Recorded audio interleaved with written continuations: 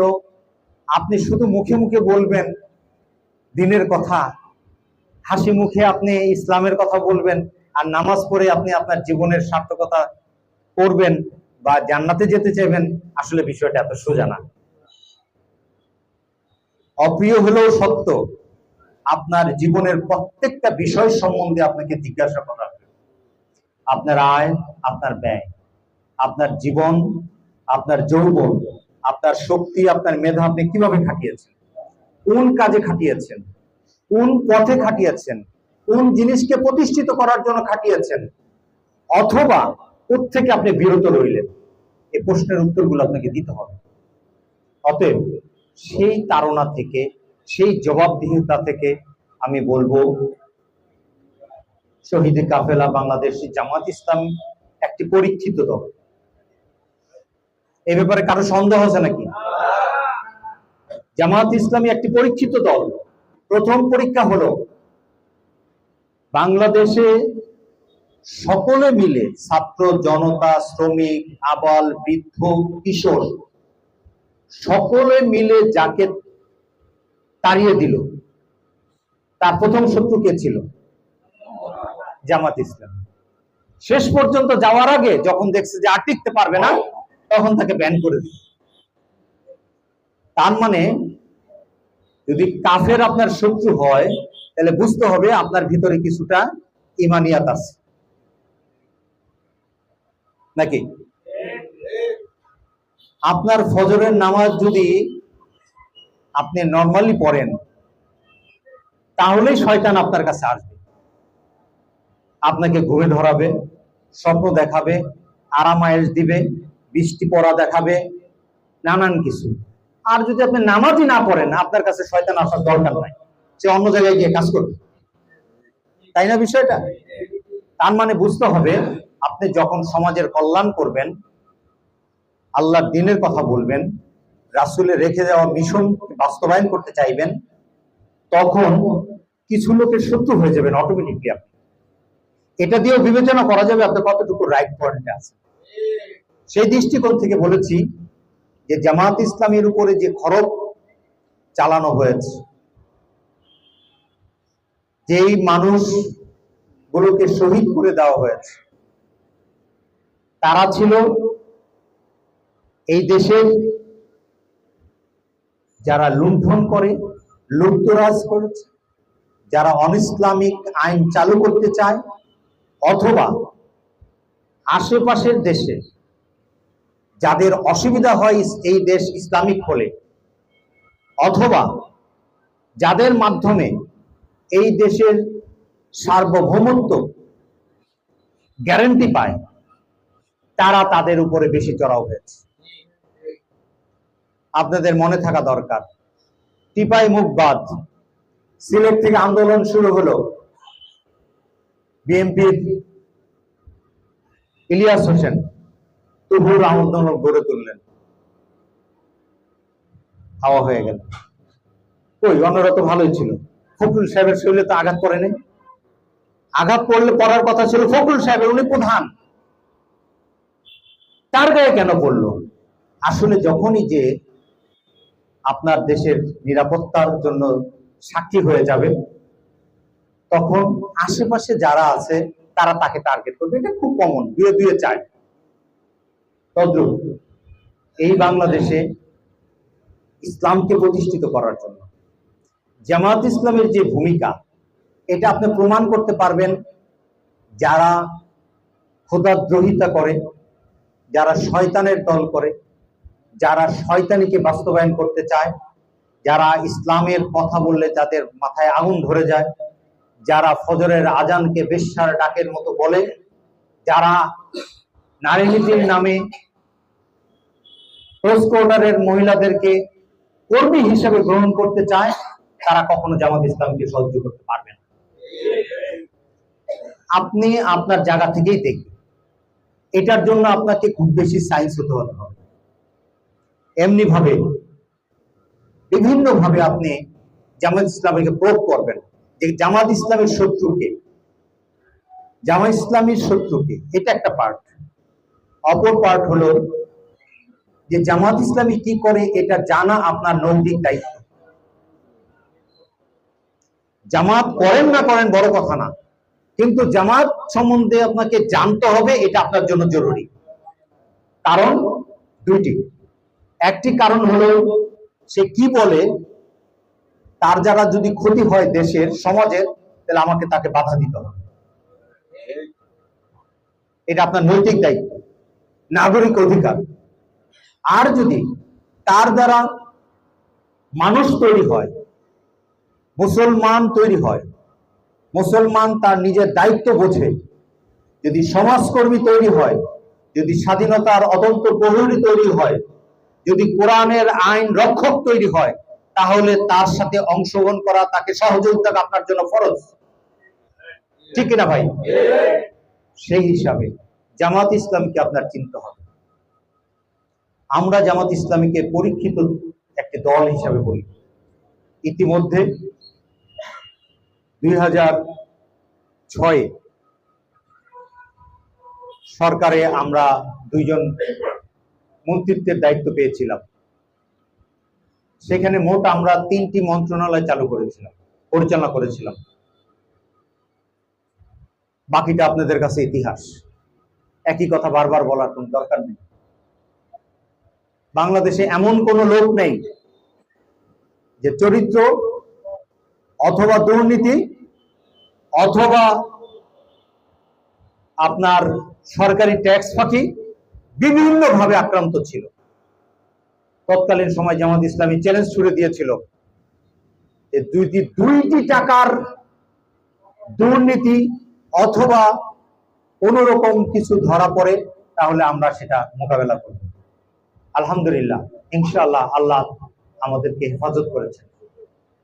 এই জন্য জামাত ইসলামীকে আমরা পরীক্ষিত বলতে পারি। কারণ তখন মিনিস্টারি ছিল মনে 60-এর ঊর্ধ্বে। এতগুলো লোকের মাঝে 2 জন মানুষ, মনে করেন আপনারা 60 জন মানুষ অফিস করেন, আপনার অফিসের মাসে বিল হয় 5 থেকে 7 লাখ টাকা অফিস আপ্যায়ন। সেখানে আমার বিল হয় 1,500 টাকা। সেখানে আমার টিকে থাকাটা আপনি কি মনে করেন? সোজা কথা। এমনি ভাবে জামাত ইসলামী তার প্রতিষ্ঠা লগ্ন থেকে এই পর্যন্ত পরীক্ষা দিয়ে আসছে। আমরা ক্ষমতার জন্য দেশের সাথে বেইমানি করিনি, আমরা ক্ষমতার জন্য ইসলামের সাথে বেইমানি করিনি। এই যে আমাদের এই কথাটা, এটা আপনারা আপনার আশেপাশে যে আছে, আপনার থানায় যে আছে, আপনার আত্মীয় স্বজনের ভিতরে যে আছে, আপনার দেশের ভিতরে যারা নেতৃত্ব দিচ্ছে, অথবা জামাত ইসলামের যারা আজকে দায়িত্বে আছে, তাদের সাথে পরখ করে দেখবেন। যদি মিলে, তাহলে আজকের এই বৈঠক থেকে, আজকের এই সন্ধ্যা থেকে, বিকেল থেকে আমি আপনাদের কাছে উদাত্ত আহ্বান জানাবো বাংলাদেশ জামাত ইসলামীকে শক্তিশালী করার জন্য। যদি আমরা করতে পারি, প্রথমত হলো আমাদের চতুর্পাশ এমন কিছু ব্যবস্থাপনা আছে, এমন কিছু শক্তি আছে যাদের সাথে ইসলামের ন্যূনতম সম্পর্ক নাই। শুধু কি তাই, বরঞ্চ তারা এক জাতি, এক ধর্ম তত্ত্বে বিশ্বাসী হয়ে এমন পরিবেশ সৃষ্টি করেছে যা আরেকটি ইসরায়েলের নাম ধারণ করতে যাচ্ছে। আপনারা সবাই সচেতন, মিডিয়ার জগতে আজকে আপনারা সবাই দেখছেন। অপরদিকে আপনি যদি বার্মার দিকেও তাকান, সেম কেস। অতএব এই দেশকে যদি রক্ষা করতে হয়, তাহলে এমন একজন লোক দরকার যারা তাদের ব্যক্তিগত স্বার্থকে উপেক্ষা করে নিজের আমিত্বকে কোরবানি দিয়ে সকল ভয় ডরকে উপেক্ষা করে দেশের স্বাধীনতার জন্য দাঁড়িয়ে যাবে, এমন একটি দল খুবই দরকার। সেই সাথে কথা বলতে গেলে অনেক কথা চলে আসে, আবার বললেও দোষ। না বলেও পারি না বিবেকের টানে, যে শান্তির জন্য এত সংগ্রাম, এত কিছু আপনাদের সামনেই তো হয়েছে। আপনাদের এই রাস্তাটাও তো একটা জ্বলন্ত সাক্ষী। সাইনবোর্ড আপনাদের খুব নিকটে,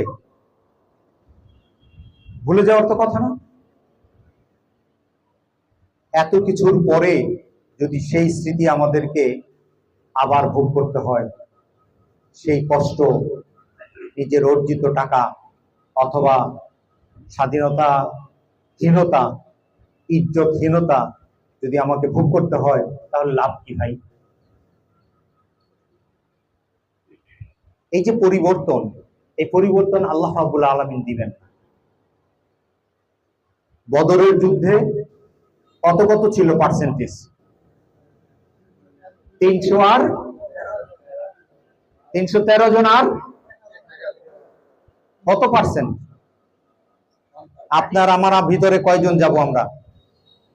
এই সমীকরণে কয়জন যাব এখানে? কিন্তু আল্লাহ রাসূলের সাথে যারা গিয়েছিলেন,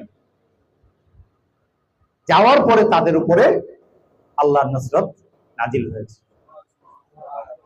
বিজয় তাদেরকে আল্লাহ দিয়েছিলেন। আর যদি না গিয়ে ভয় পেয়ে দোয়া করা শুরু করতো যে মসজিদে নববীতে সবাই আসো, দোয়া করতে থাকি, দোয়া করেছেন। আল্লাহ রাসূল বদর প্রান্তে গিয়ে দোয়া করেছেন, 2 হাত তুলে আল্লাহর কাছে চিৎকার করে কান্না করেছেন যে ইসলামের এই সময় হলো বেঁচে মরার দিন। আজকে বদর প্রান্তে যদি ইসলাম বিজয় না হয়, তাহলে এই সূর্য কবে আর উঠবে বলা যায় না। তার চেয়ে কম একটি সময় আমরা পার করছি না।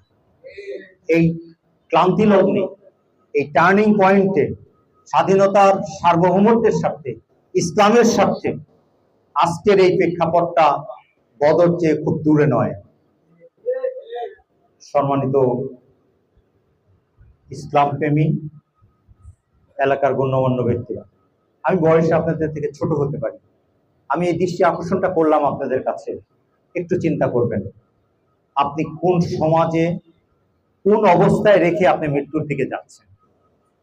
সবাইকেই মরতে হবে, সবাইকেই কবরে যেতে হবে।